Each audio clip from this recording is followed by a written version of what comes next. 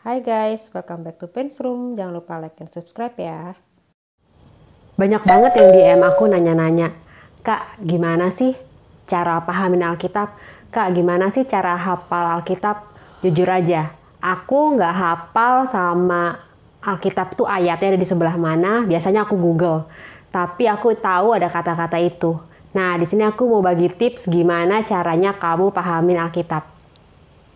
Minta arahan Roh Kudus. Nah, cara yang pertama adalah sebelum kamu baca Alkitab, kamu berdoa dulu minta bimbingan Roh Kudus bagaimana cara untuk memahaminya. Karena Alkitab itu adalah isi perkataan Tuhan. Jadi kamu minta Tuhan jelasin apa ini maksudnya. Gunakan Alkitab beberapa versi. Terus pakai Alkitab beberapa versi guys. Kalau yang versi bahasa Indonesianya ada versi terjemahan baru.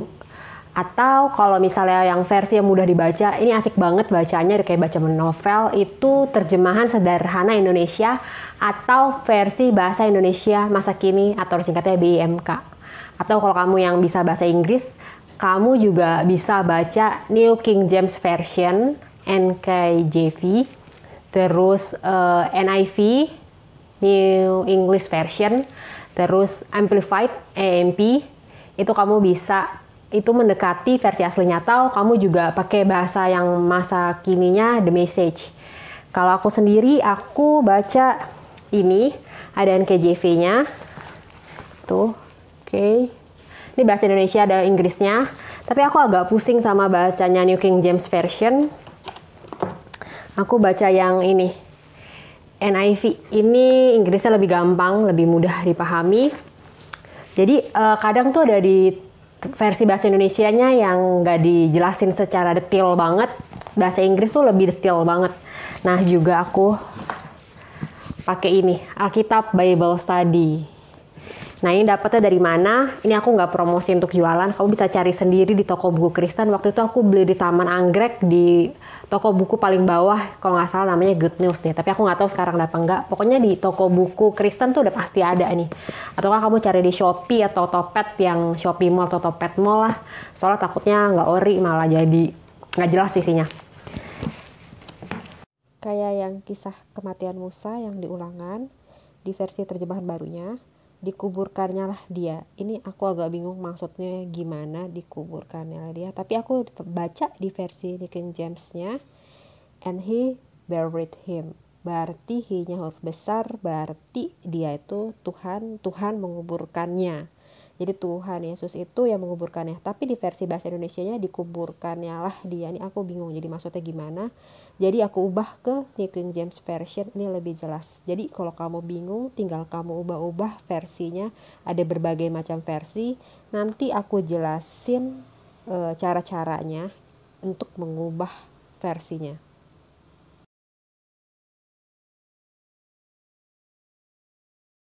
Nah, kalau yang versi yang ini nih, Alkitab edisi study ini seru banget bacanya tuh lengkap banget.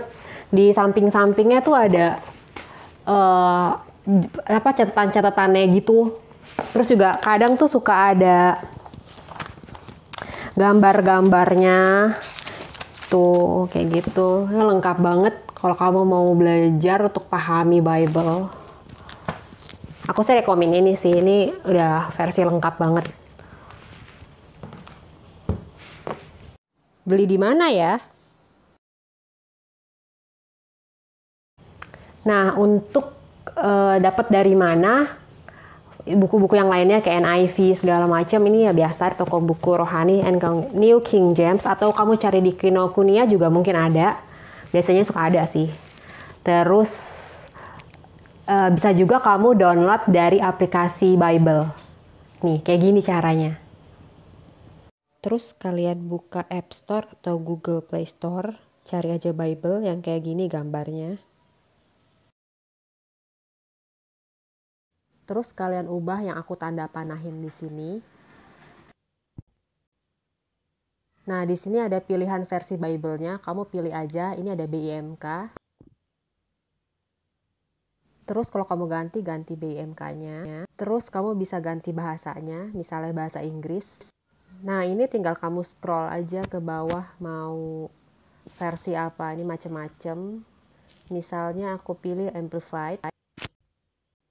Terus mau ganti pakai cara yang tadi, scroll lagi ke bawah, cari lagi. Misalnya kamu mau cari NIV.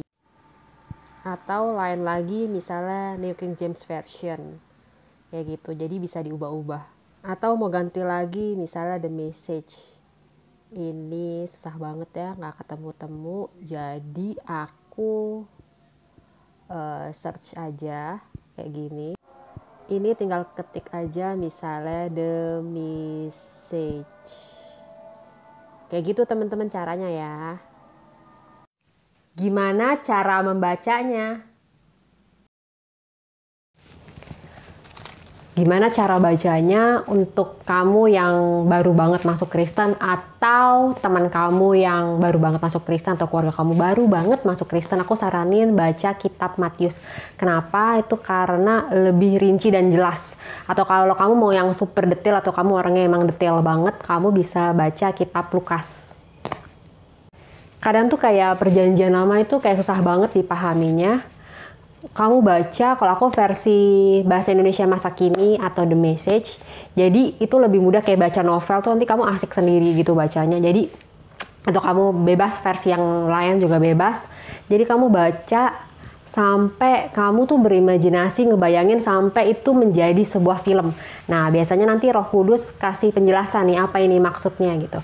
Atau kalau misalnya kayak ada kata-kata yang kamu juga nggak ngerti ini maksudnya apa, ya kamu catat aja dulu. Kayak aku di sini aku catat.